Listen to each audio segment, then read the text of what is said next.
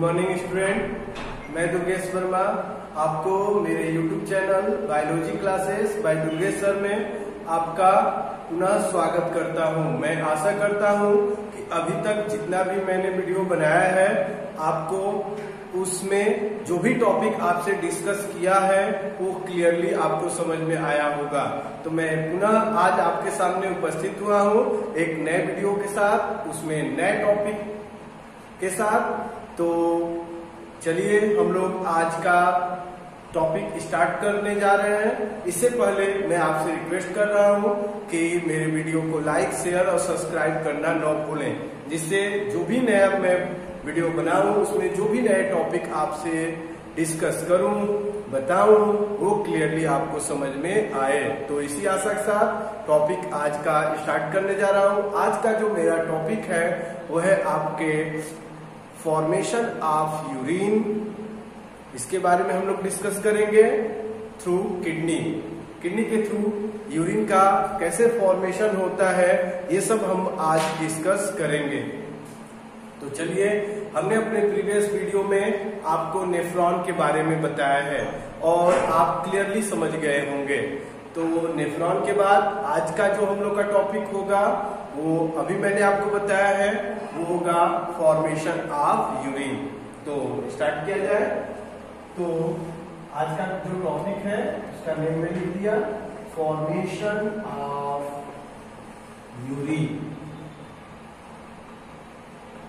Urine तो आप बताएंगे urine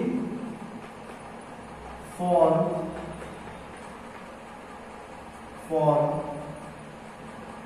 through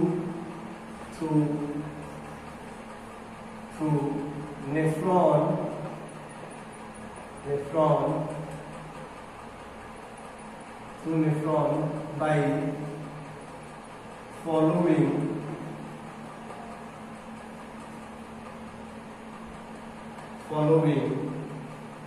steps।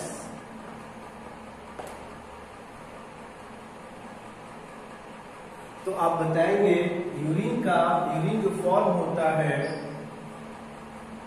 Through nephron के द्वारा बाय 3 स्टेप। इससे होते हुए 3 स्टेप से, निम्न 3 स्टेप से होता है, उसके बारे में जानेंगे। तो urine form through nephron by following steps. The first step is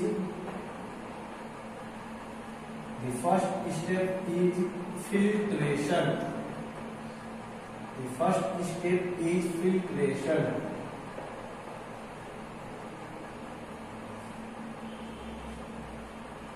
Second is reabsorption। And third is secretion। तो आप बताओगे बेटा यूरिन का जो फॉर्मेशन होता है ये 3 मेथड से होता है। फर्स्ट मेथड जो होता है वो होता है आपका फिल्ट्रेशन। सेकंड मेथड जो होता है वो होता है आपका रीएब्जॉर्प्शन। और थर्ड जो मेथड होता है वो होता है आपका सिक्रीशन। तो सभी के बारे में हम लोग जानेंगे।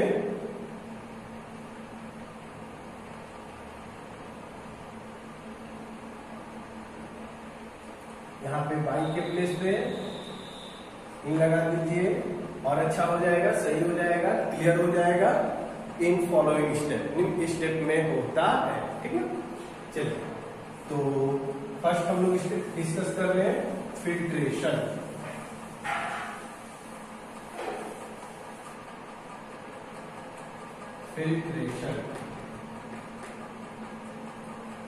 इसमें आप बताएंगे it takes place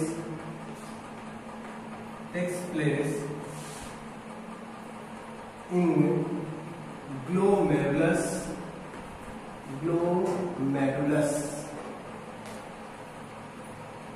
फिल्ट्रेशन जो होता है वो कहां पर होता है, किसमें होता है?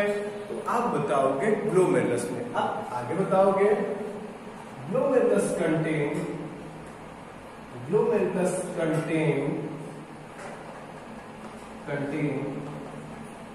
many minute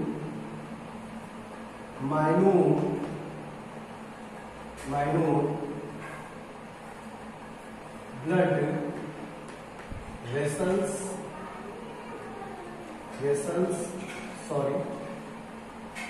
many minute blood vessels through which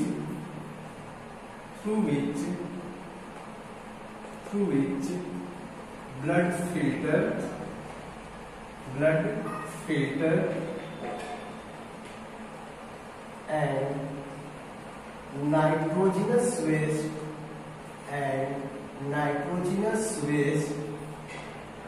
waste like urea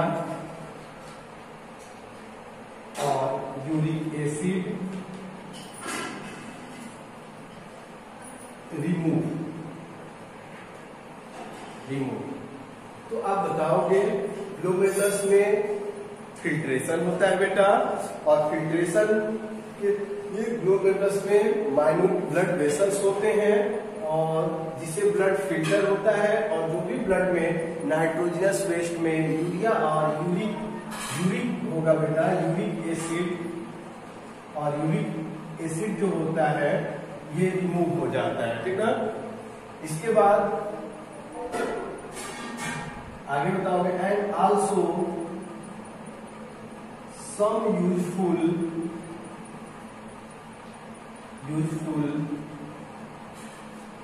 component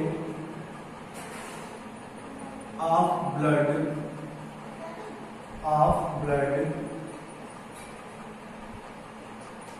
is filtered। इसके साथ कुछ यूजफुल कंपोनेंट होते हैं ब्लड में, वो भी फिल्टर होते हैं, like as glucose, amino acids,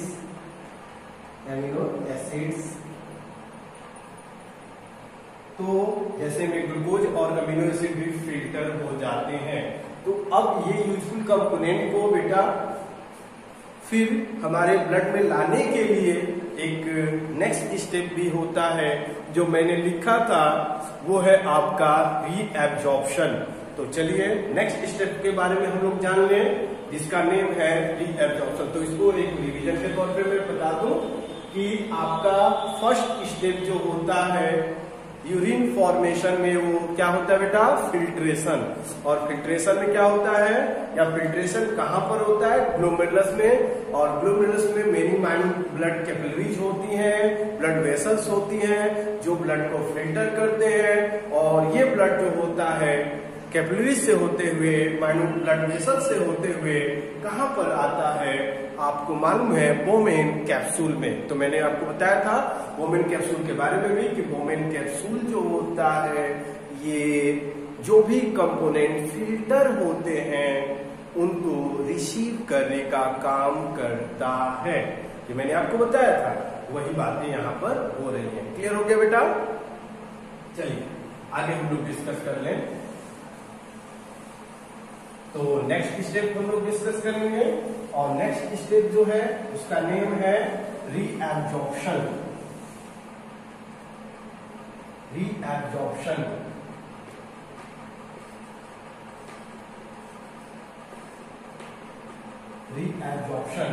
इसके बारे में मैं आपको बता दूं,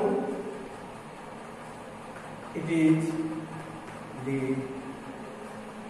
second step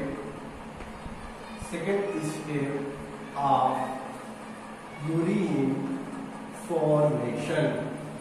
It is the second step of urine formation. In this the useful component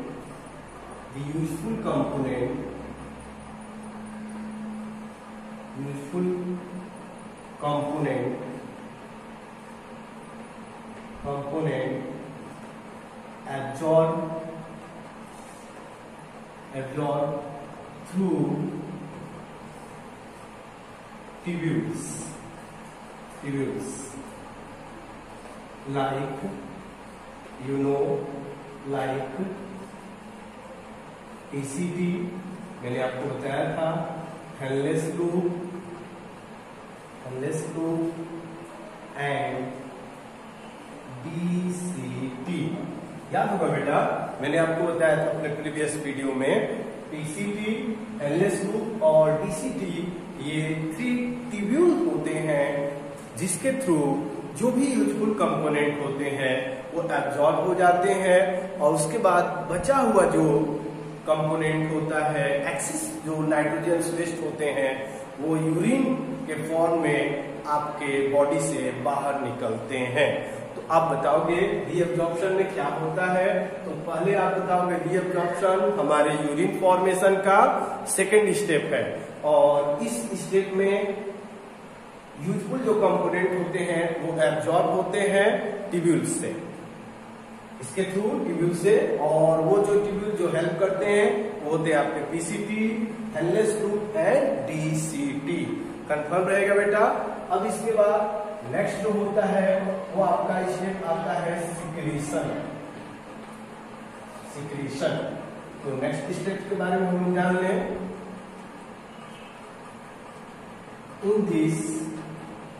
in this after absorption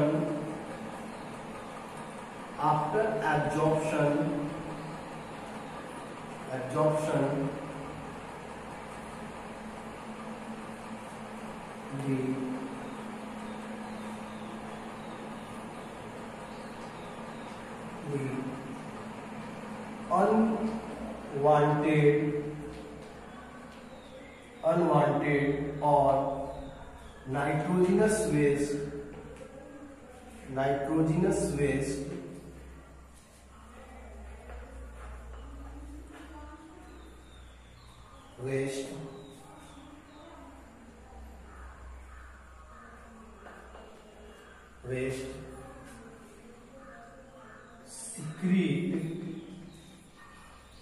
secrete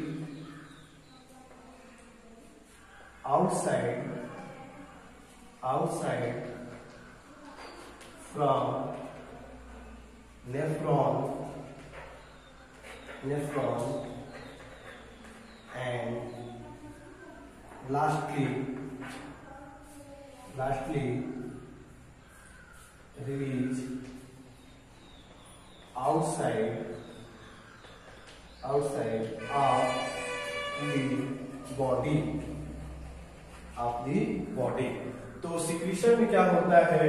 तो एब्जॉर्प्शन के बाद जो अनवांटेड और नाइट्रोजनस वेस्ट जो होते हैं वो सभी यूरिन के फॉर्म में हमारे नेफ्रॉन से बाहर आते हैं, और उसके बाद लास्ट में वो हमारे बॉडी से बाहर निकल जाते हैं। तो इस प्रोसेस को हम लोग किसमें इंक्लूड करते हैं? सिक्रीशन में। तो मैं आशा करता हूं कि जितने भी स्टेप अभी मैंने आपको बताया यूरिन फॉर्मेशन के ड्यूरेशन में, वो क्लियरली आपको समझ में आ गया होगा। तो इसके बाद आगे हम लोग जाने आगे कौन क्या होता है। तो आगे आप बताएंगे ये सभी आगे जो होगा वो स्टेप, उसको हम लोग जान लें। आगे सिक्रीशन में क्या होगा तो आप बताएंगे सिक्रीशन में। फर्स्टली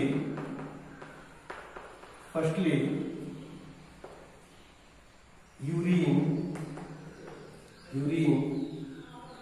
फ्रॉम किडनी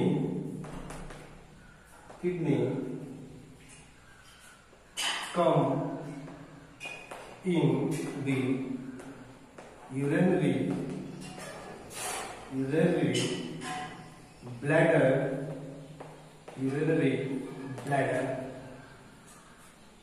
through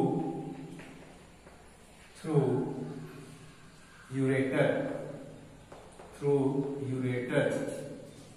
आप बताओगे बेटा सिक्रीशन में कि फर्स्टली जो यूरिन होता है किडनी से आपके यूरिनरी ब्लैडर में आता है, और यूरिनरी ब्लैडर से यूरिनरी ब्लैडर में किसके थ्रू आता है? यूरेटर के थ्रू आता है। ये भी आप बताओगे। क्लियर हो रहा है ना? आगे बताएंगे। At the time of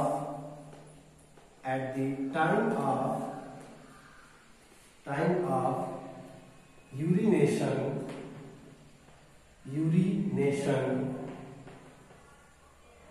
urine come out from urinary bladder,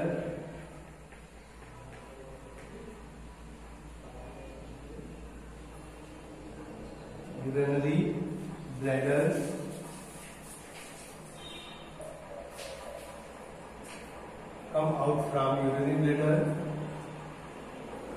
in urethra,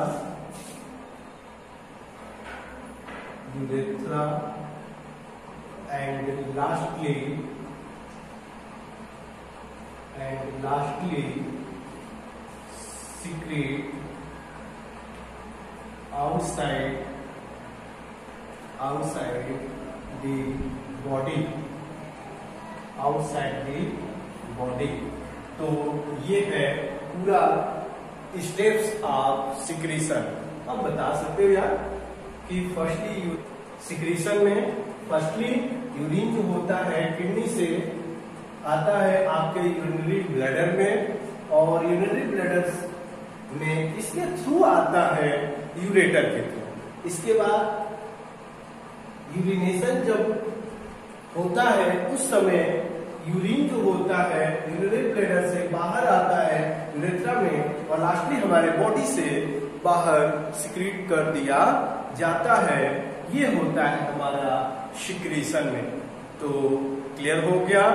अब इसके बाद नेक्स्ट जो हम लोग टॉपिक डिस्कस करेंगे वो हम लोग का है एक्सक्रीशन इन प्लांट्स। तो ये टॉपिक मैं पहले भी आपको बता चुका हूं, फिर भी एक बार मैं आपको बता दे रहा हूं एक्सक्रीशन इन प्लांट्स के बारे में।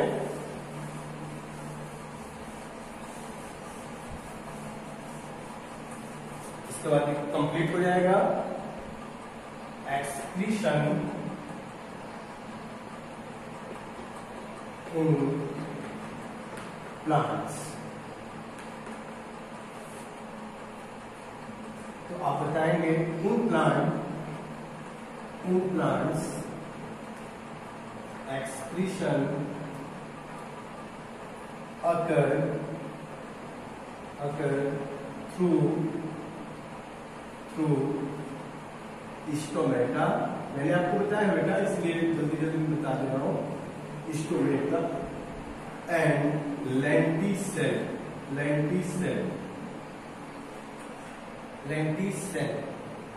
तो प्लांट में जो एक्सक्रीशन होता है वो 2 पार्ट से होता है। फर्स्ट पार्ट होता है स्टोमेटा और सेकंड पार्ट जो होता है वो होता है लेंटिसेल। क्लियर हो गया? लेंटिसेल यहां लिख दे रहा हूं अच्छे से, लेंटिसेल। क्लियर हो गया? यहाँ क्लियर नहीं हो रहा तो यहाँ पर हो गया लेंटिसेल। क्लियर हो जाएगा? तो ये आप बताओगे थ्रू स्टोमेटा। आप बताओगे through stomata excess water released outside the body, excess water released outside the body, outside the plant body, and through lenticel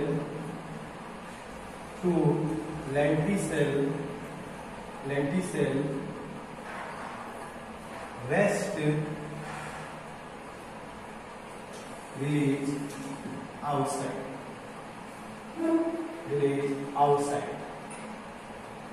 like gum, resin,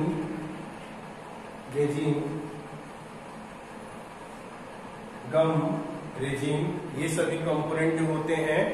इसके साथ एक और कंपोनेंट हो जाएगा लेटेक्स। आपने मिल्क देखा होगा प्लांट से रिलीज होते हुए, ये सभी बाहर निकलते हैं और ये प्रोसेस जो होता है ये कहलाता है एक्सक्रीशन इन प्लांट्स। क्लियर? तो यहीं पर मैं अपने लेक्चर को एंड कर रहा हूं और इस तरीके से आपका टॉपिक कंप्लीट हो गया। Okay, thank you.